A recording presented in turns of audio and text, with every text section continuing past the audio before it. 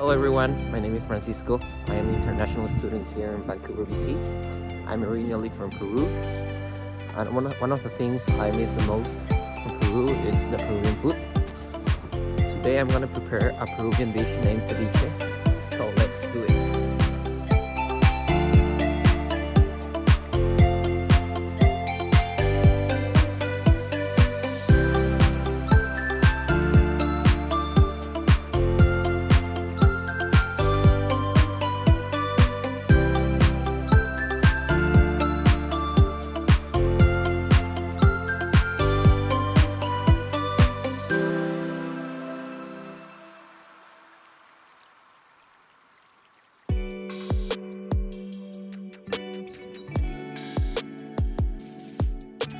I bought all the ingredients here in TNT. It's a Chinese or Asian supermarket here in Canada. I grabbed some garlic, some peppers, some leek onion for a soup I'm gonna explain afterwards. Also grab some cilantro for the ceviche. One of the most important ingredients when preparing a ceviche is lime. We're gonna grab around 25 limes. It's like $1 each, so it's one of the most expensive things of our list. Grab 2 onions for the ceviche and the soup. Almost all the Peruvian dishes are based on garlics and onions. So, if you're planning to prepare more Peruvian dishes, you should grab more of those. Now, the most important part, choosing the fish. I usually use the red snapper for ceviche, but more important than the type of fish is that it is fresh. In this case, a good alternative that I found was the Pearl River and the Red Bandit, both with firm meat, which is one of the characteristics your fish should have for this dish. I usually choose the freshest ones with these characteristics. First, the meat has to be firm on the outside and has to have a medium slimy coating. Second, the gills of the fish have to be bright and intense red.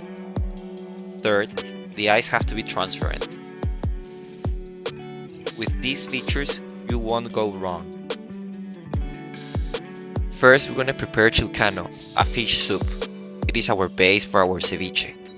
We're gonna add a little oil and then add the head and its bones to fry and release their flavor.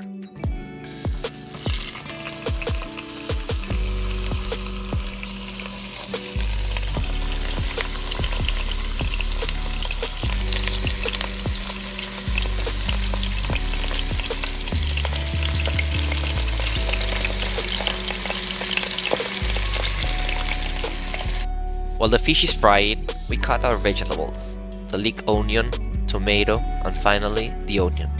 I prefer to use the inner part of the onion for soups and the outer layer for ceviche.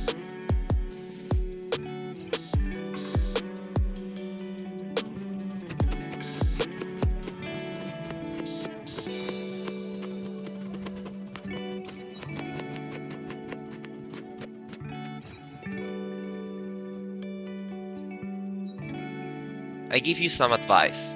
If you want your onion to be crispy, let it soak in water.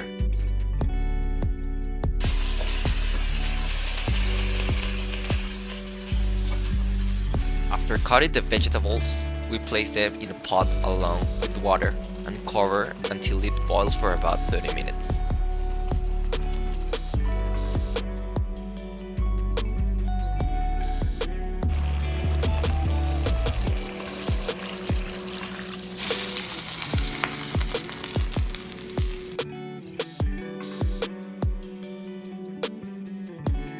We add some salt and pepper and let it rest.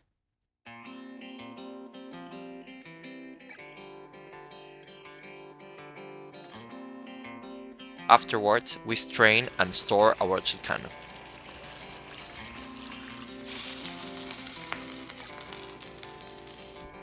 Now, let's prepare our ceviche. In this case, I bought the whole fish and fillet it.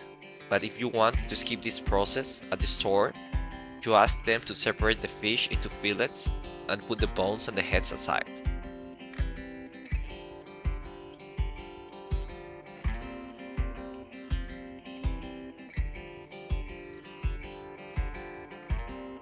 Then Then we proceed to remove the skin. It is important to sharpen your knife before, so you don't need to manipulate as much your fish.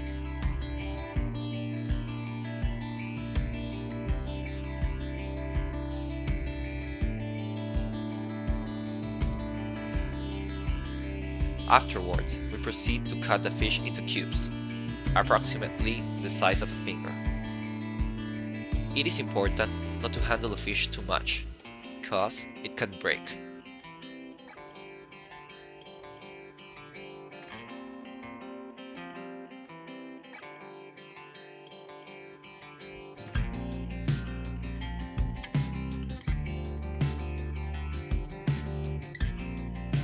They have to look like this.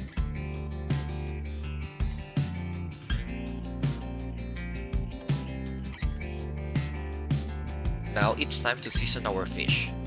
We add salt, white pepper, and move very carefully in this way.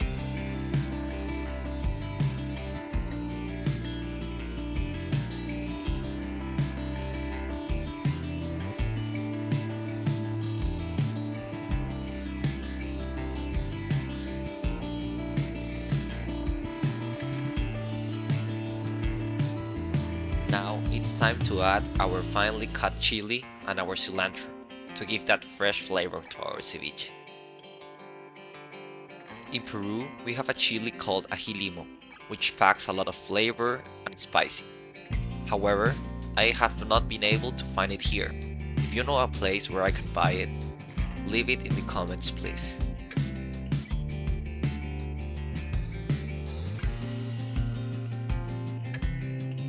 We continue mixing our fish, and we are going to let it rest in the freezer for about 10 minutes, covered with plastic wrap. Now it's time to make the famous tiger milk. We add small pieces of fish, the thinnest parts of our fillet, 2 cloves of garlic, a little bit of chili depending how much do you like spicy, salt, pepper, and finally our chilcano.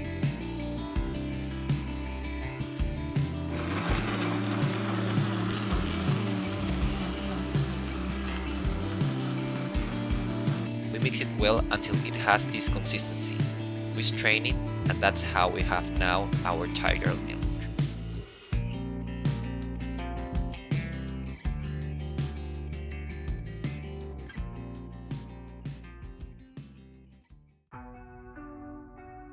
Now we cut our limes.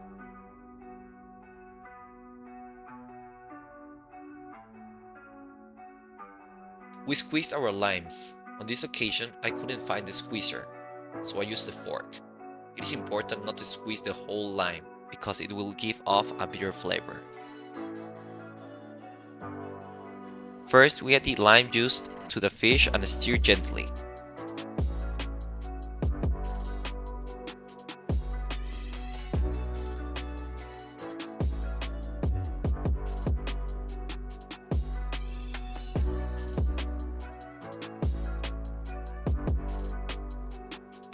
Then we add our chopped onions and the tiger milk, mix it well, and that's it.